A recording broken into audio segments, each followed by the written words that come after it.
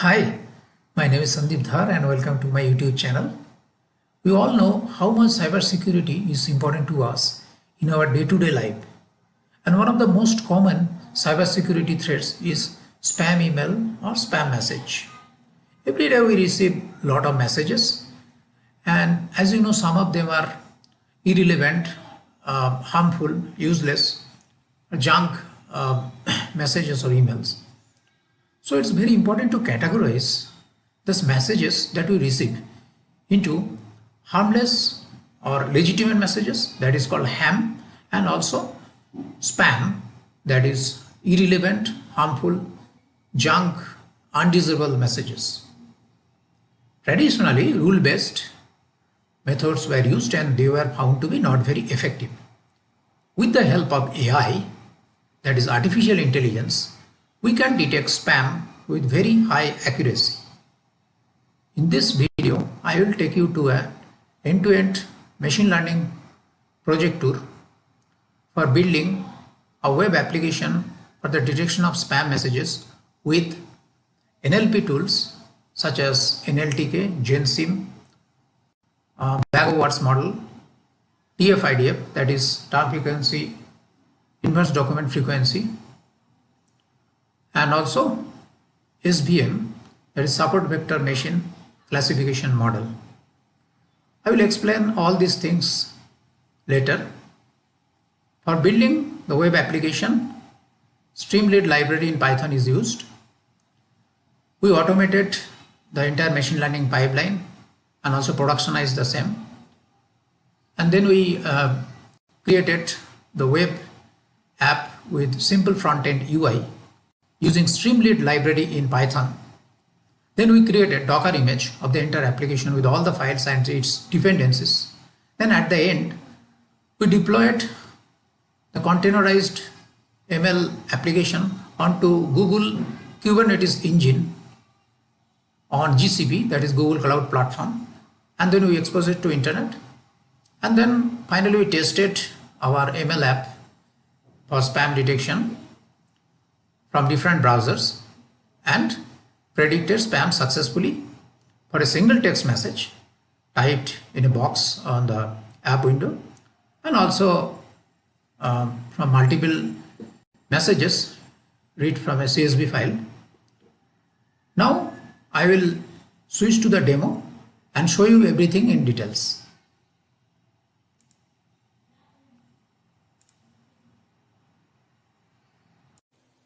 Okay, I am in my Jupyter notebook, and as you can see, this project is open. Spam message detection app NLP. It's open in Jupyter notebook. I'll just quickly go through it and explain what we are doing. So we are first importing all the required libraries like Matplotlib, Pandas, NumPy, NLTK, C1. After that, here we are reading this CSV file, messages underscore spam ham.csv. It contains the text data and also the labels like type of message, whether it is ham or spam. And there are 5,574 observations, means there are in data 5,574 rows are there, and there is no missing data or value.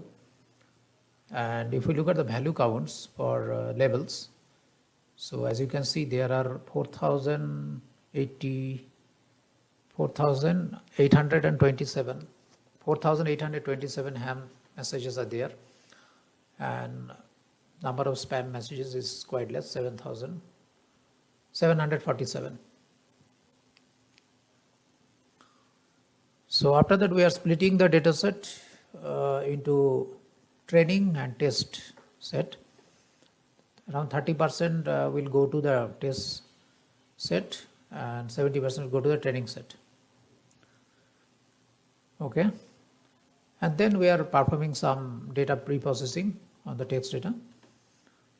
So first we are performing some data cleaning, like removing punctuation from text. So further we are importing this string in Python, and then string.punctuation, it shows all the punctuation which are commonly used in the text. So then we have written a function called remove underscore punc. It will remove all the punctuations from the text data. Here we are applying this function on the text data, especially which will be used for training, machine learning training. So after that, we are downloading the stopwords from the NLTK library, and there are several other libraries we are importing like GenSim, and from NLTK.corpus we are importing the stopwords. Then from NLTK.stem. NLTK is a natural language toolkit.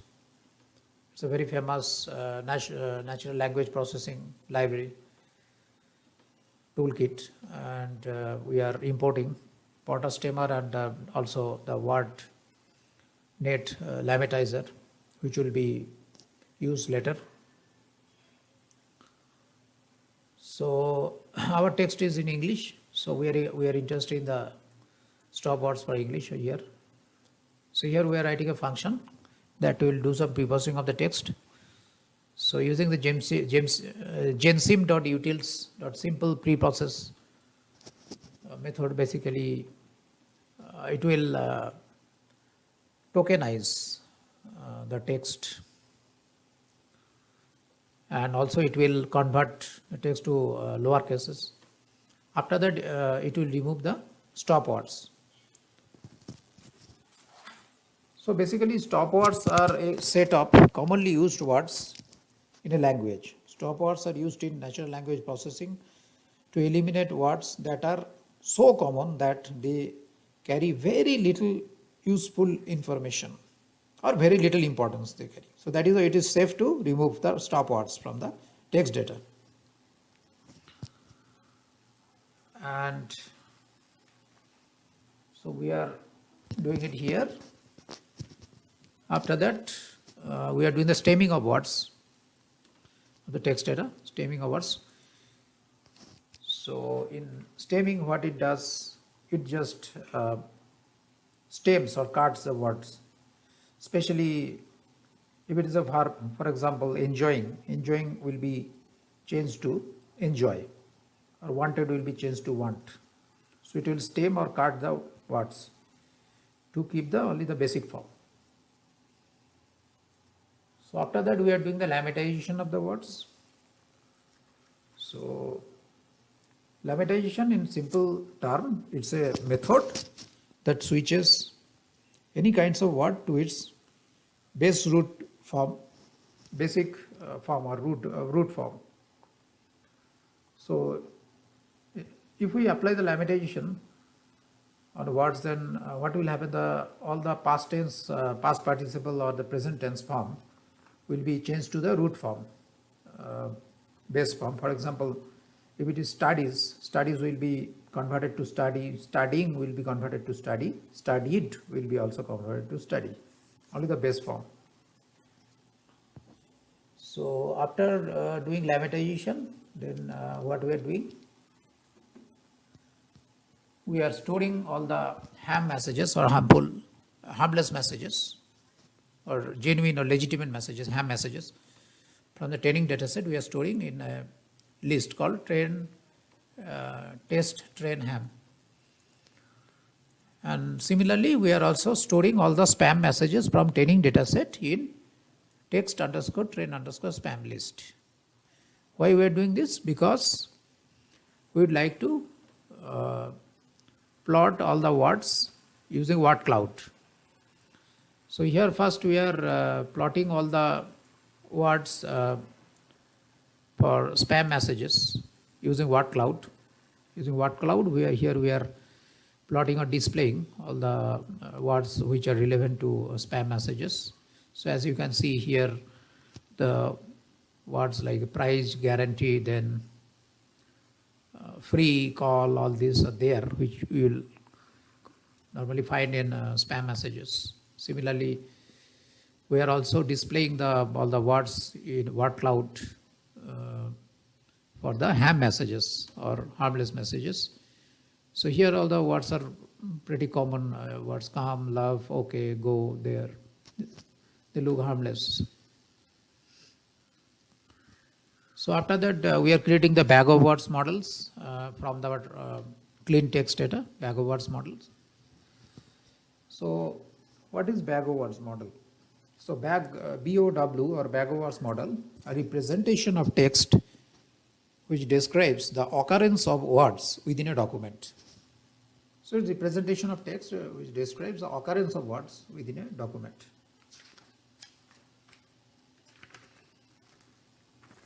So bag of words model, it just keeps track of word counts. It just keeps track of word counts only. And it disregards the grammatical details or grammatical meaning and also the word order, in the order in which words are placed with each other. It disregards, completely ignores that. It only keeps track of the word count, the bag of words model. After that, we are applying the TF-IDF, term frequency inverse document frequency. So TF-IDF is a statistical measure that evaluates how relevant a word is in a document, in a collection of documents. So TF-IDF is a very common algorithm to transform text into a meaningful representation of numbers, okay, which is used to fit machine learning algorithm. Machine learning algorithm does not understand text data, you know. So TF-IDF here, what it is doing, it is transforming the text into a meaningful representation of the numbers of the text data that will be used to fit machine learning algorithm, like in our case classification model. Okay. So after that, we are basically our labels, white-ren, ham, spam, etc. They are in word character only, so we have to encode them. Using label encoder, we are encoding them and converting them to the binary data, binary numbers 0, 1. Since machine learning algorithm understands only the numbers. So after that, we are applying various classification models or algorithms on our data. For example, the multinomial naive Bayes algorithm. And also we tried support vector machines or SVM. Support vector machines or SVM algorithms. We also tried the random forest, which is very commonly used, random forest algorithms, and we found that SVM, support vector machine, gave the best results, most accurate results. For example, the accuracy score for the unknown data set like test set, it is 97.42%.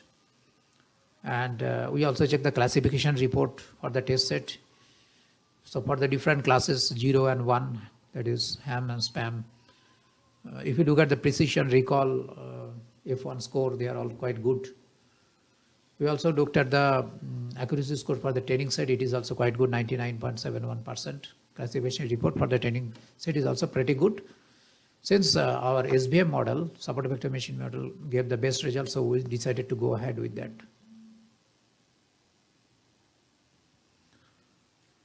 So after we are done in Jupyter Notebook, the next step is to automate this entire process, machine learning process.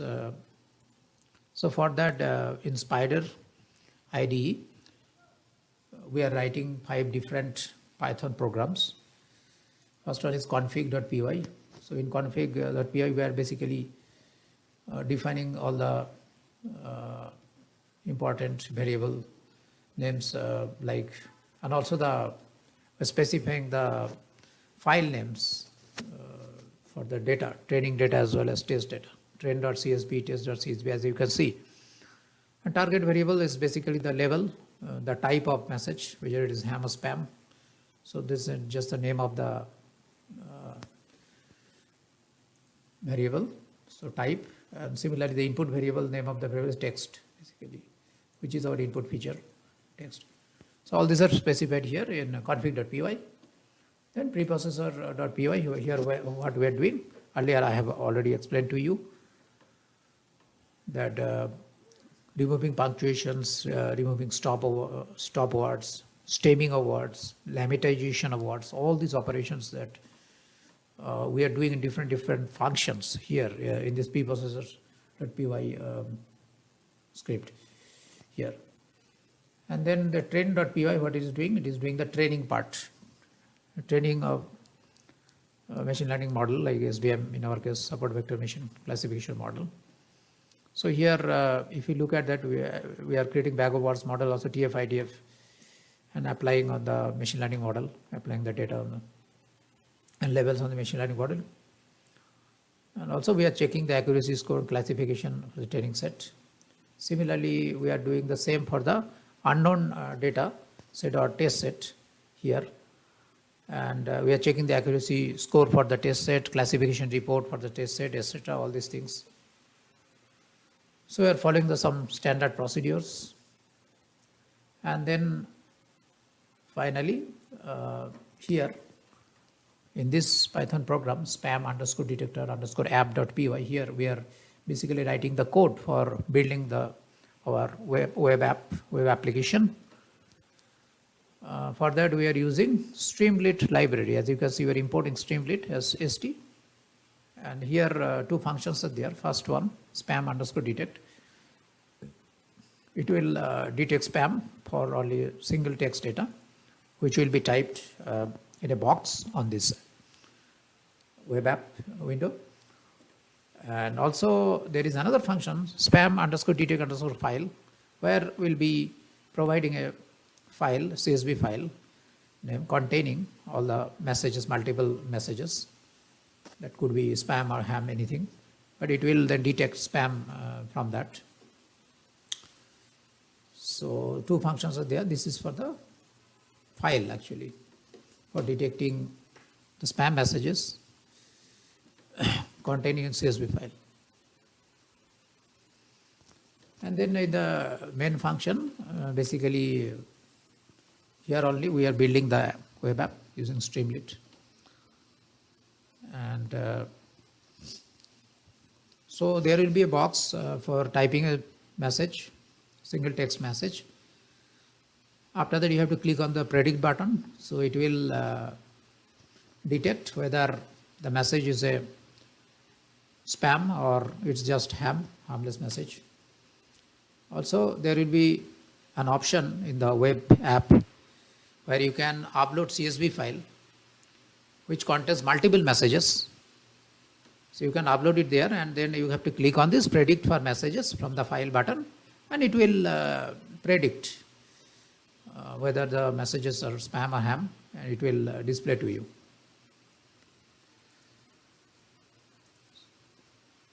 So here on the console, if we just execute this train.py and predict.py script, and as you can see, the accuracy for the training set here 99.69%, and classification report also you can see.